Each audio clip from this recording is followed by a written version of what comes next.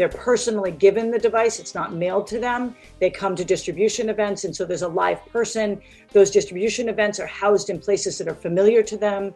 So all of these features are what get at having a confidence in participating in this resource. Welcome to another episode of the Community Broadband Bits podcast. I'm Christopher Mitchell at the Institute for Local Self-Reliance in St. Paul, Minnesota. And if things go to plan, this is episode 500. It's going to be an exciting, fun episode. I'm really thrilled about the project and the guests we have on today. But it's been a heck of a ride for 500 episodes, and we're starting to work on the next 500 today even. So let me start the show by welcoming Margaret Koifer, the president of the Self-Reliance. Welcome to the show. Thanks so much. I'm happy to be here, and I'm thrilled to be part of 500. Yes, it's very exciting. I was kind of thinking we might do a massive blowout for 512 just to be a little geeky about it, and that does make perfect sense. Yes, for our audience, I hope that that would go over well. But 500 it's a wonderful milestone. And Margaret, we met at the Net Inclusion event, so I want to thank NDIA for having that wonderful event and putting us in contact with each other. Let me introduce Bob Cacase, the Commissioner of Information Technology for the City of Yonkers. Welcome. Thanks, and thanks for having me on, Chris. Yes, and I know that the two of you are very involved in this project, the Y-Zone project. And so I'm going to ask Margaret to tell us a little bit about your organization, and then I'll ask Bob to introduce the Y-Zone probably, because I feel like people probably know what the City of Yonkers is. So less explanation required. We certainly hope, although I got to tell you, I've learned a lot along my path and have been thrilled to have the City of Yonkers as a partner. But going back to the Self-Reliance at its core, we're a nonprofit in Westchester County, New York, which is just north of the city. And we work to create a network of STEM learning opportunities across all ages. We're looking to bridge systemic gaps in STEM education. And most recently, since the pandemic, we have had a very large-scale effort in Westchester County to bridge the digital divide. We call that project Digital Equity Now. And at its core, it provides a device, a hotspot, and 15 hours of tech education to any low or moderate income community member who's struggling with digital distress. Excellent. Briefly on that, do people sign up at the library? Like, how do people find out about it and sign up for it? Our program, you had mentioned NDIA, National Digital Inclusion Alliance. When we came into this work around digital equity and bridging the digital divide at the start of the pandemic, early in March or spring of 2020, we immediately connected with NDIA and we looked for referrals to conversation partners who were doing great work. And our model is actually based off of Tech Goes Home out of Boston. So one of the things I like to say is we don't need to reinvent the wheel. There's a lot of great ideas out there. And an organization like NDIA is built to connect people in order to scale work and get to work very quickly. So our model, much like Tech Goes Home, is that we source devices. We know the curriculum content that is needed by our clients. We develop inventory systems for distributing the curriculum content and those devices. But we don't know every low-income resident in the county. Our partners do. It's just that our partners are serving them for different reasons. For example, we might work with an organization that does mental health support for people who are in that same low-income bracket.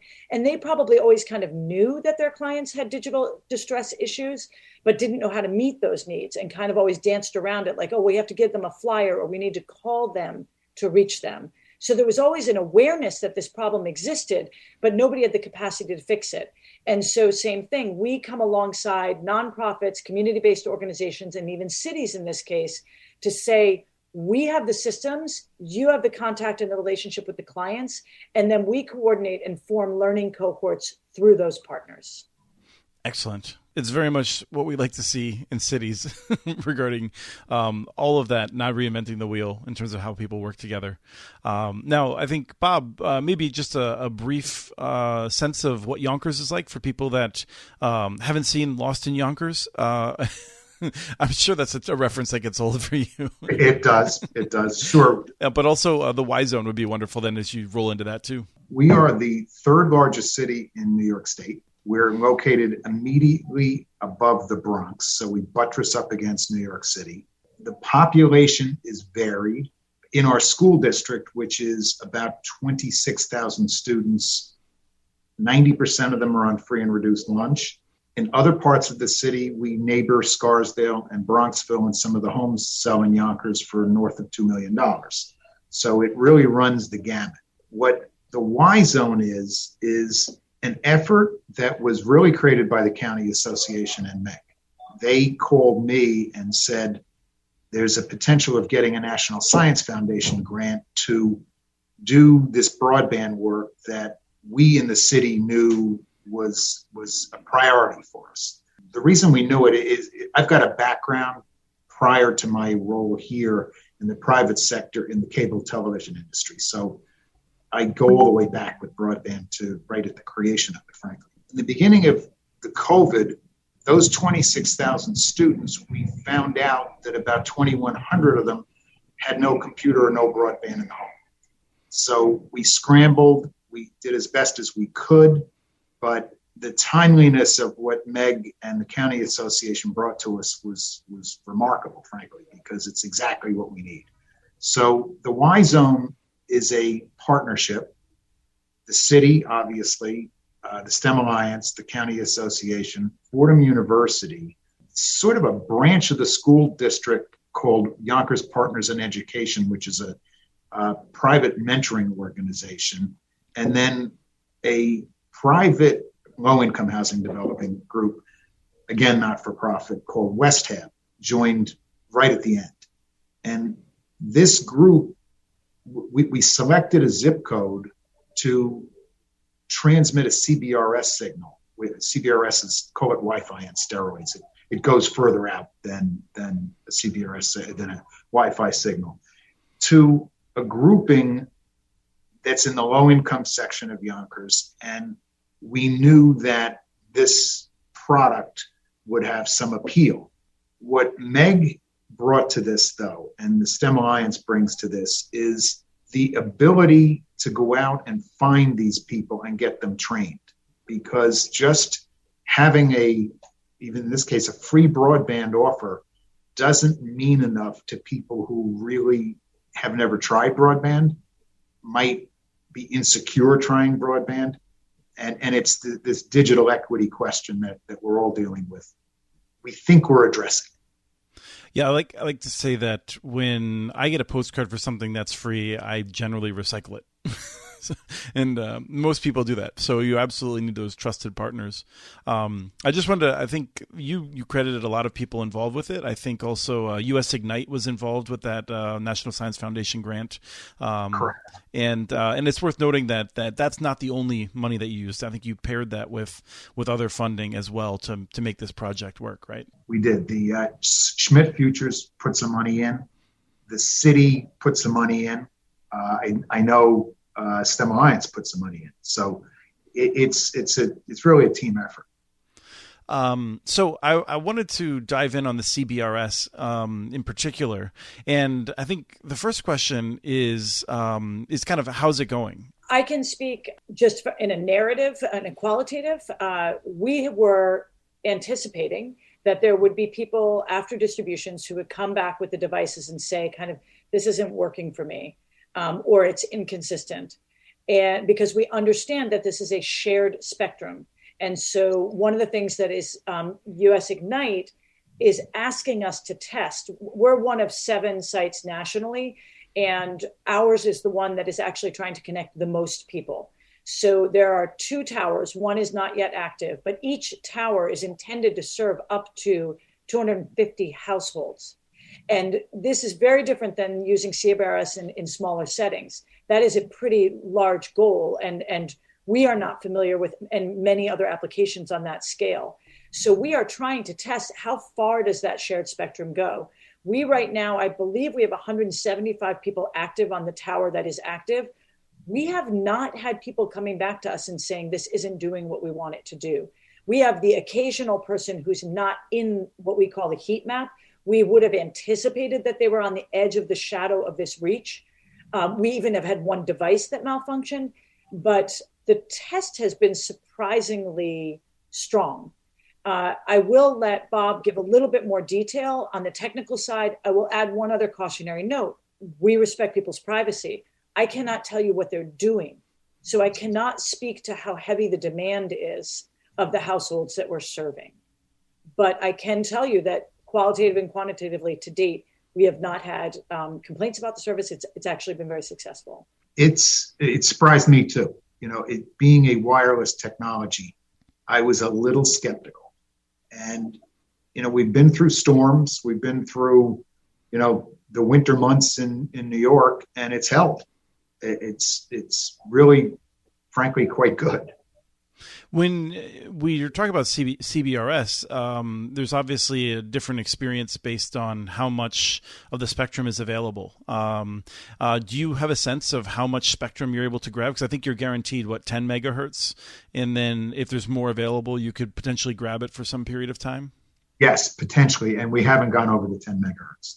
Okay, so that is a remarkable then results, given you have challenging building materials, I'm sure. I mean, we've heard from some other folks that they're a little disappointed with it, but you're delivering usable speeds to everyone. And the benefit of this is you don't have to do any customer premise equipment, right? You just hand a person a modem, they take it home with them, and they're able to use that. And that turns, for people who are curious, that turns like what you might think of as a CBRS signal into a Wi-Fi signal inside the home, right?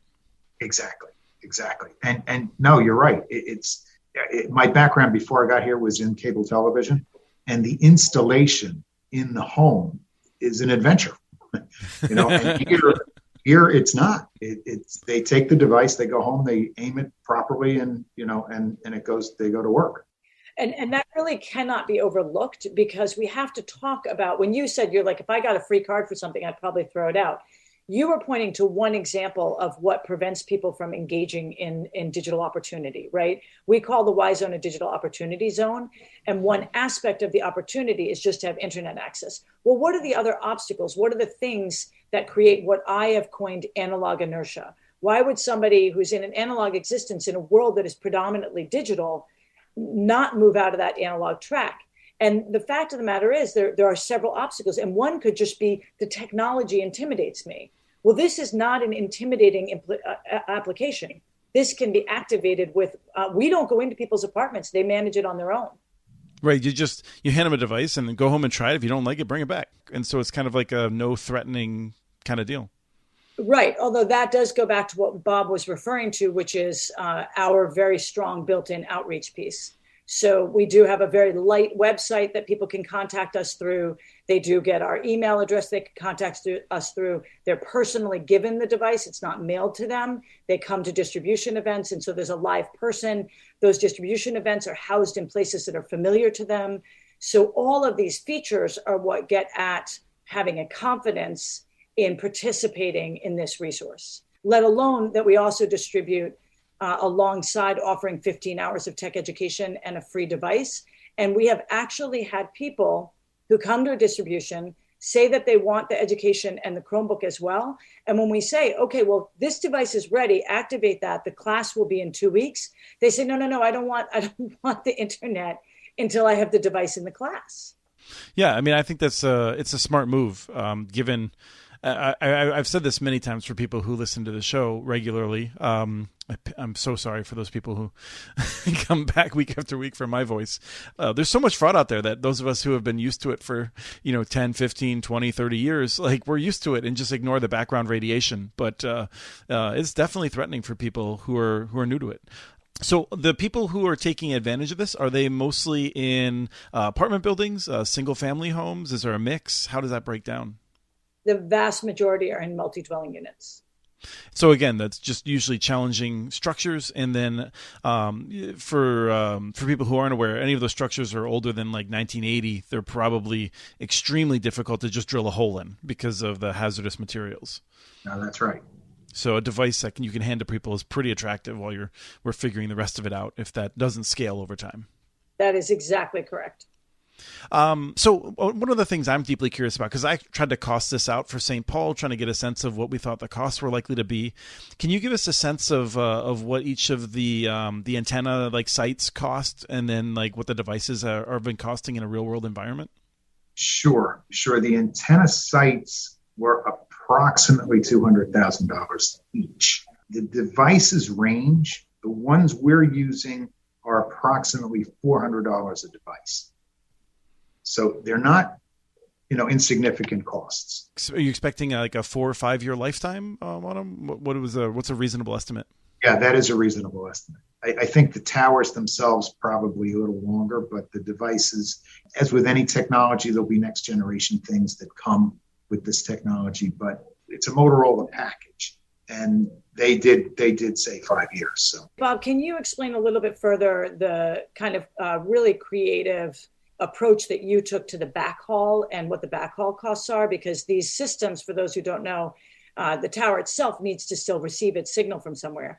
Sure. Can you explain kind of what the city's innovative approach to acquiring the spectrum and why that was so functional for you? Well, the spectrum came because it's free spectrum. Backhaul, what we did is we have a relationship with Crown Castle. They service pretty much all of our school buildings and all of our city buildings. And we approached them and they were gracious about this. They provided a low cost, it's a gig internet it's actually a 3 gig internet into the transmit towers. And then they connected the two at no cost. So we're able to transmit out of both towers for a relatively low cost per month. I believe that the number is around $1,500. It's not an extraordinary cost.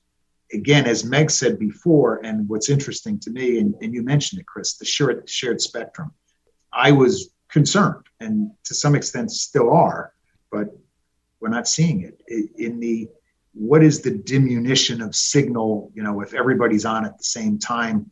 We were told by Motorola that it could go as low as 8 megabits. We haven't seen that.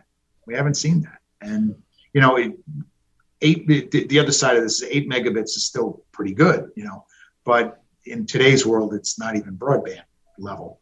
But we're not seeing that. We're seeing people happily, doing their work, their business, their social element of it. That we're not getting calls saying, this thing stinks, and it cuts out. Do you have a sense of what your throughput is on a normal day for per user? We don't. We can take it at various times. And I know Meg's group has been doing this, Anna's been doing this.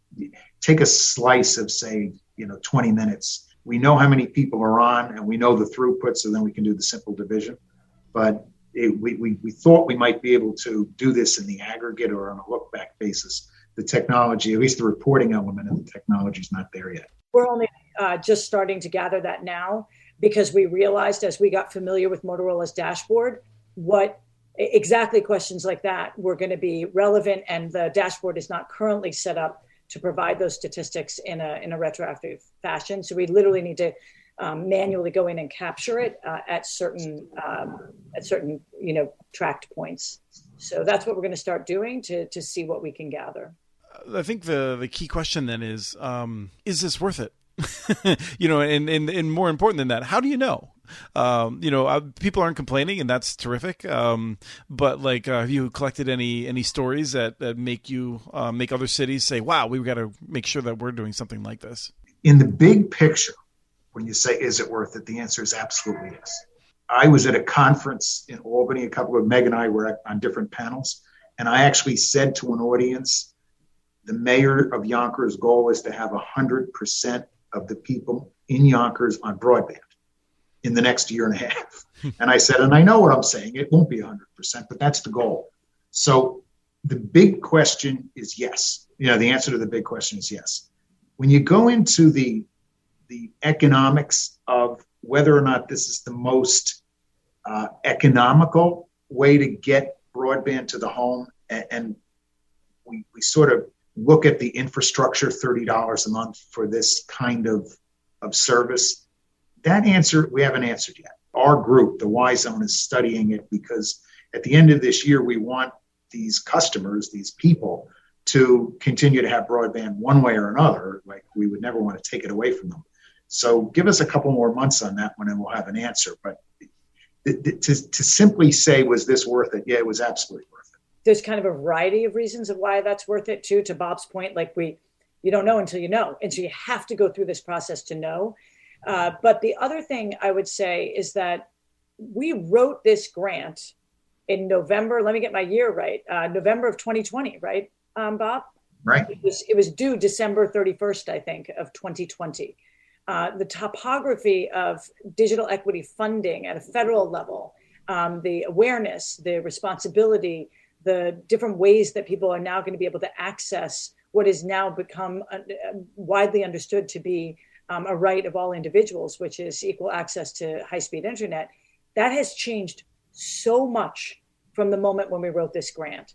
And so I think that this experiment can now not be understood absent the new opportunities like Affordable Connectivity Program that are coming forward. Yonkers, for the most part, is going to be a place where affordable connectivity, also known as ACP, will probably be a very effective program. There may be other environments where more rural conditions, where waiting for the actual infrastructure to arrive, this may be a very helpful solution. And we hope to prove that for those places, if not for Yonkers. Right. I mean, it looks to me like this is the sort of thing that the primary benefit is that ability to do it quickly, right? To get out, to get people something.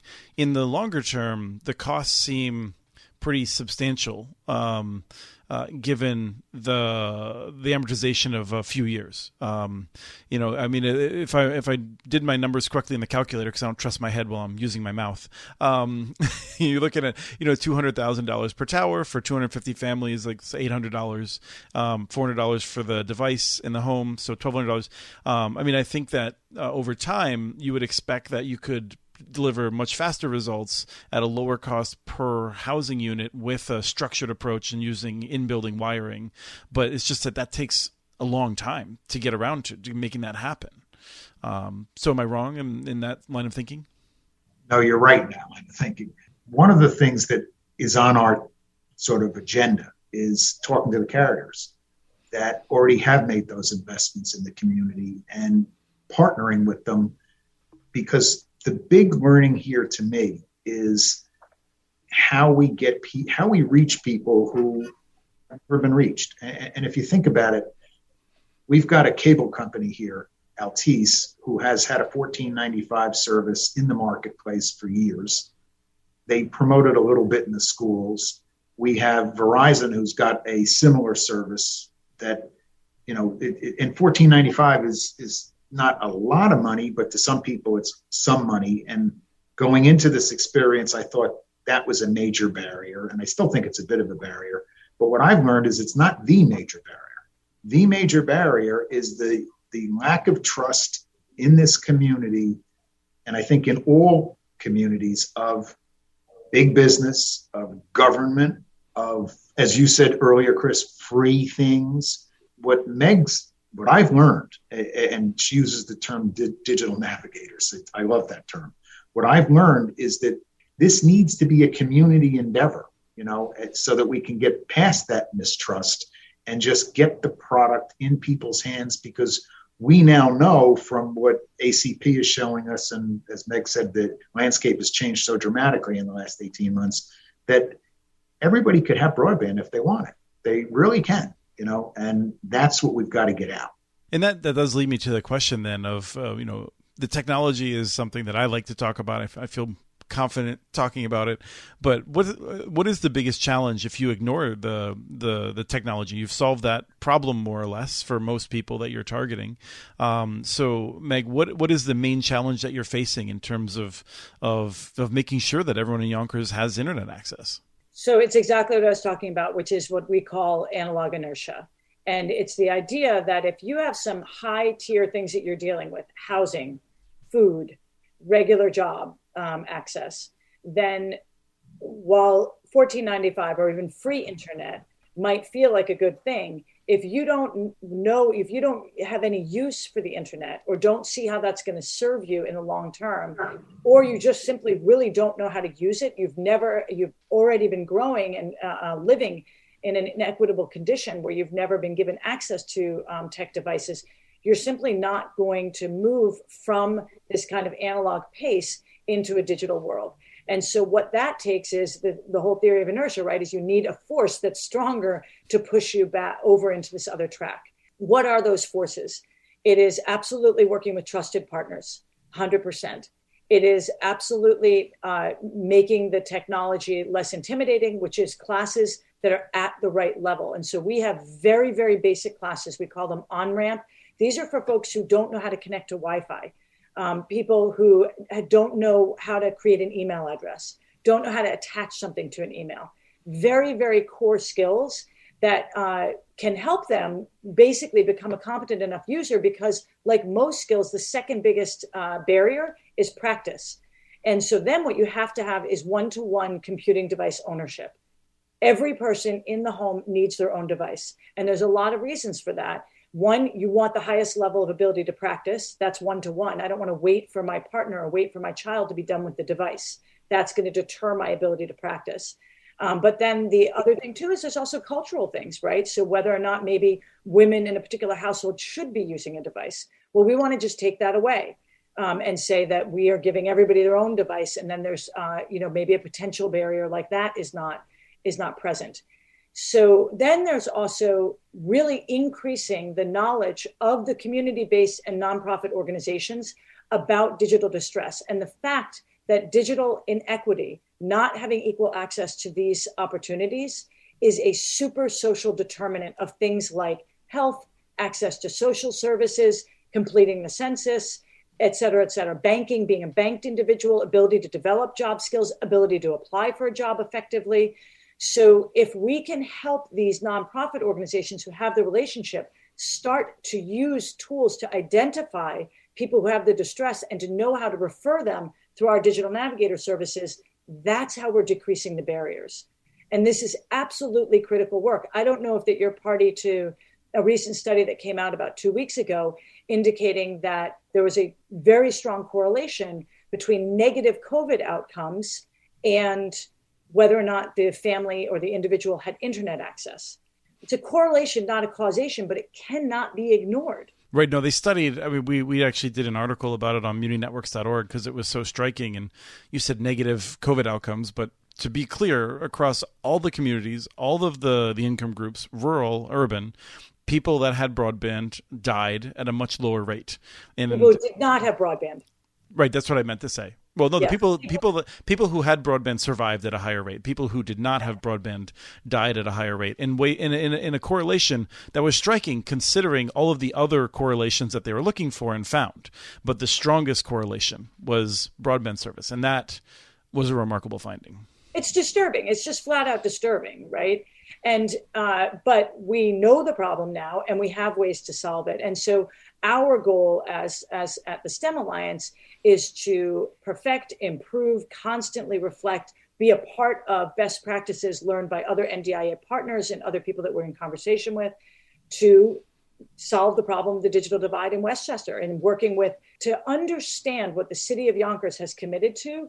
I can tell you that I am not aware of anywhere else in New York State that has made that level of commitment. And you can't, while Bob may say, like, we might not reach 100%. Well, guess what? You absolutely can't get there if you don't articulate the goal. And Mayor Spano's commitment to that, Bob's office's commitment to that, partnering with organizations like Westchester County Association, one of our oldest business organizations in Westchester County, to defend that message time and time again, that's how we're going to get there. Yeah, I would also just commend the city of Yonkers, because I've gone on multiple rants recently about cities that are engaging in endless planning and not actually doing anything to figure out if it works. And I think, I don't know if you want to, as we wrap up, if either Bob or Meg, if you want to talk about doubts that you had, like you're out here, you're writing grants, you're trying to like build support, but I'm sure that you're also in the back of your mind being like, I don't know, maybe this technology, we talked about the technology might not deliver, right? I mean, but you took the chance because we have to try things to figure out what works. The doubts were definitely there. The technology being the first. What if they rated this that 250 concurrent users could use it, but they were wrong?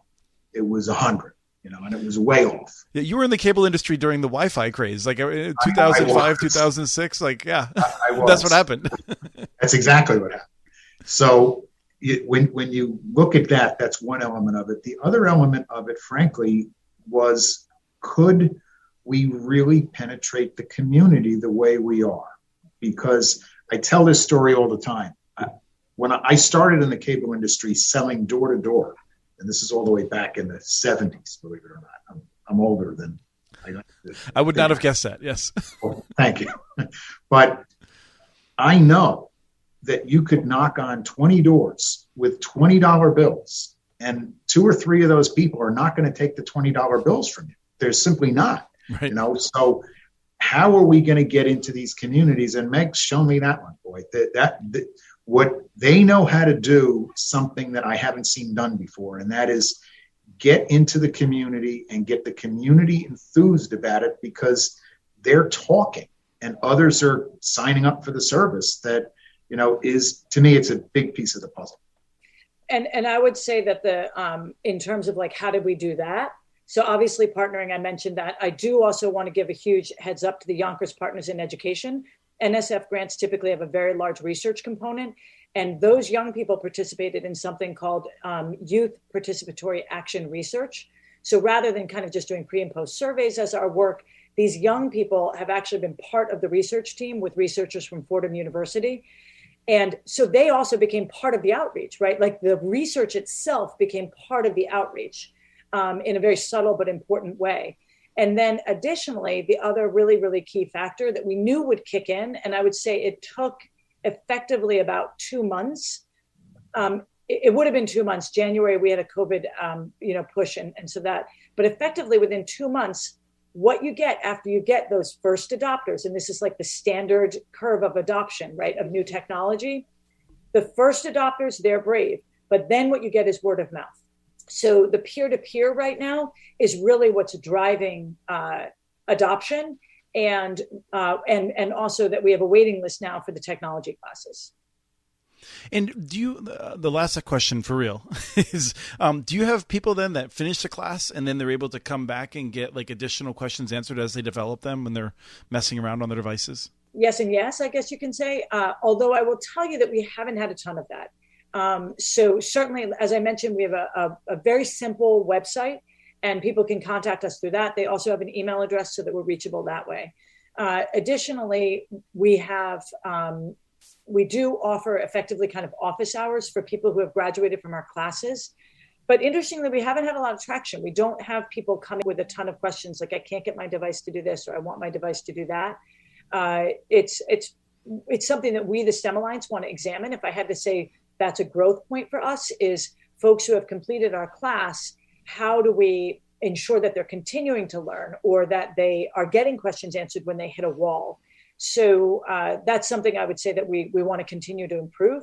I can only tell you we're not getting a lot of that. Excellent. Well, thank you so much, Meg Koifer with the STEM Alliance, president of the STEM Alliance, and Commissioner Bob Kikase. This has been a wonderful 500th episode. We hit so many different themes. We've covered over those and just brought them all together. So really appreciate your time today. Great. Thank you. Thank you. We have transcripts for this and other podcasts available at muninetworks.org/broadbandbits. Email us at podcast@muninetworks.org with your ideas for the show. Follow Chris on Twitter. His handle is @CommunityNets. Follow muninetworks.org stories on Twitter. The handle's @muninetworks. Subscribe to this and other podcasts from ILSR, including Building Local Power, Local Energy Rules, and the Composting for Community podcast. You can access them anywhere you get your podcasts. You can catch the latest important research from all of our initiatives if you subscribe to our monthly newsletter at ilsr.org. While you're there, please take a moment to donate. Your support in any amount keeps us going. Thank you to Arnie Hughesby for the song Warm Duck Shuffle, licensed through Creative Commons. This was the Community Broadband Bits podcast. Thanks for listening.